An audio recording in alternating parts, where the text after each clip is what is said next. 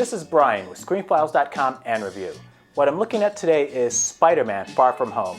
And Spider-Man's been an interesting franchise. It's been through numerous actors, directors, and for a while I was thinking that franchise fatigue, which is talked about in reference to comic book movies, but as far as I know has been never actually realized, would finally be a real thing. Till Spider-Man Far From Home. Take one. Till Spider-Man Far From Home. Take two. Till Spider-Man Homecoming with Tom Holland, who is perfect Spider-Man. And Marvel went younger than past portrayals of the character. Younger in the sense of the age of the actual actor playing Spider-Man, as well as younger in terms of the world that Spider-Man existed in. And it's such a welcome thing, not only because the comics portrayed Peter Parker for a long time as a high school student, but it gives an energy, a certain vibe to it that was missing from all other portrayals. Though Spider-Man Homecoming was good, it was a small movie, clever, well acted, but small, and not really, I wouldn't say underwhelming, but it was a great relaunch of the Spider-Man franchise, but not necessarily a great movie. Now, Spider-Man Far From Home is truly a great movie, and I would say one of the best Spider-Man movies, if not the best Spider-Man movie made. Why is that? I'd have to say that because it does something remarkable. It is probably the most comic booky superhero movie thus far. It feels like a comic book, which is so welcome because, now obviously, let's preface this by saying there are different types of comic books aimed at different audiences and so on. So when I say it's like a comic book, I'm really generalizing.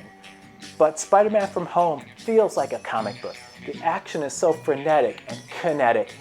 And Tom Holland's portrayal of Spider-Man and Peter Parker is so winning and so innocent and so just childlike that it's really refreshing to see.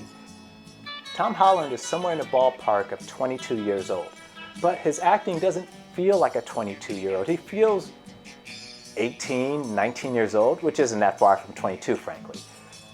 Or in other words, he feels like a high school student. He moves, he talks, he acts like a young person. And this is so welcome because past portrayals of Spider-Man have been adults. And when I say adults, Tom Holland is an adult. But when I say adults, I mean significantly older adults, or at least they feel older. I don't know how old the actors who played Spider-Man prior were, but they felt older. Tom Holland just feels like a young person. And it works so well for this portrayal. And another interesting thing is that Mysterio is probably the best portrayal of a Marvel villain I've yet to see in movies. And Spider-Man, keep in mind, has some pretty outlandish villains. To make them make sense in a more grounded context is really hard to do. With Spider-Man Homecoming, they did the Vulture very well. He makes sense. He was logical. Mysterio is perfect. This guy just works as a character. And Jake Gyllenhaal is excellent. But the thing is, if the concept behind Mysterio were ridiculous, all the excellent acting in the world couldn't make it work. And that's a credit for the writers of this, because Mysterio just makes sense. He's a perfect character for today's world, and his technology is logical. It's not bizarre and a far reach from what we see today. And it just makes sense. Trust me on this. Mysterio is probably one of Spider-Man's most outlandish and ridiculous villains. Why he's my favorite character, or I should say one of my favorite characters, I have no idea. But he's always worked for me, and he's been so, the character is on the whole so ridiculous, with this dome on his head and the two eyes on towards his shoulders. He doesn't make any sense visually, but he's fascinating.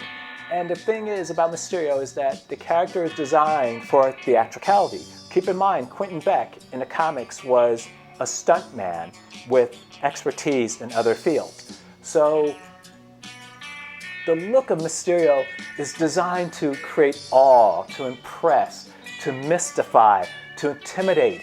And it's such an awesome costume. As I said, it's bizarre as hell, but it's awesome.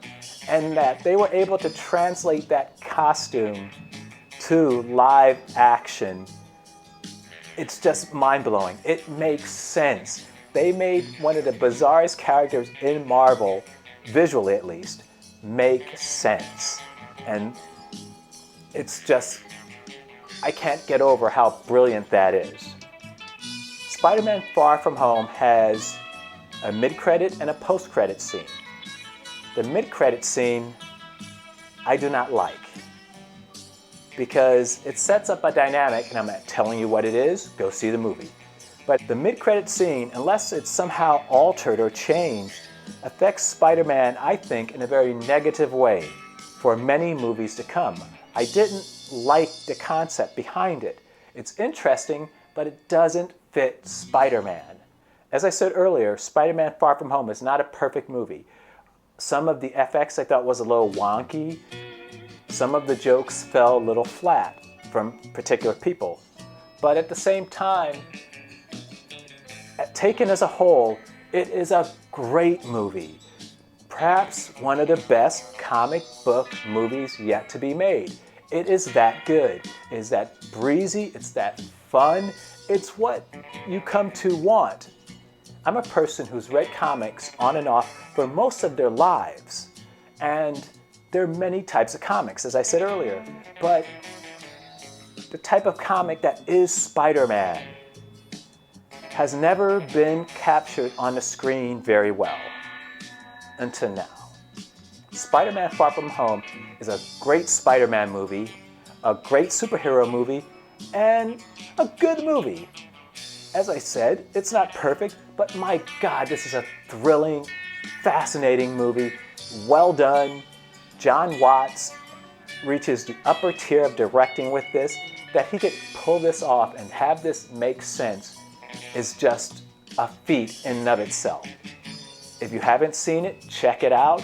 Spider-Man Far From Home is awesome. This is Brian with ScreenFiles.com and Review. Peace. And next, look for my review for Midsommar, coming probably soon. We'll see. If you like what you see, give me a like. If you like what you hear, comment below. Peace.